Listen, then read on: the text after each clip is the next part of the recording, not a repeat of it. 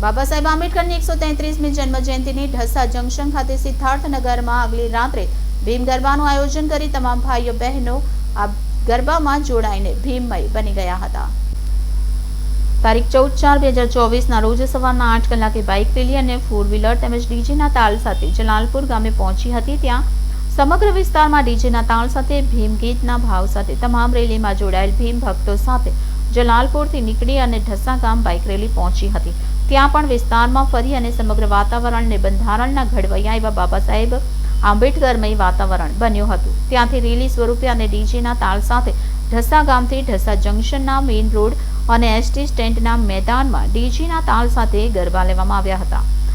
આ રેલીમાં તમામ વર્ગના લોકો જોડાયા હતા અને પૂરેપૂરો સહકાર મળ્યો હતો। ઢસા જંકશનના નવયુવાનોના ભીમ ભાવ સાથે વાતાવરણને અનુકૂળ દરેકને શરબત પણ પીવડાવવામાં આવ્યો હતો।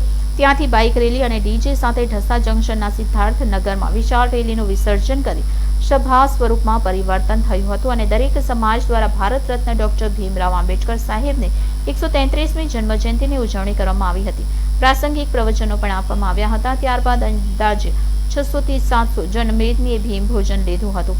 આ કાર્યક્રમને સફળ બનાવવા માટે ઢસા જંકશન, ઢસા ગામ અને જલાલપુર અને આજુબાજુના તમામ ગામના ભાઈઓના સહકારને લીધે કાર્યક્રમ ઉજ્જવળ બન્યો હતો। શિક્ષિત બનો એ આજના સમયની માંગ છે એવું ભારપૂર્વક સ્વીકાર્યું। આમ આ કાર્યક્રમ એકંદરે શાંતિપૂર્વક પૂર્ણ થયો।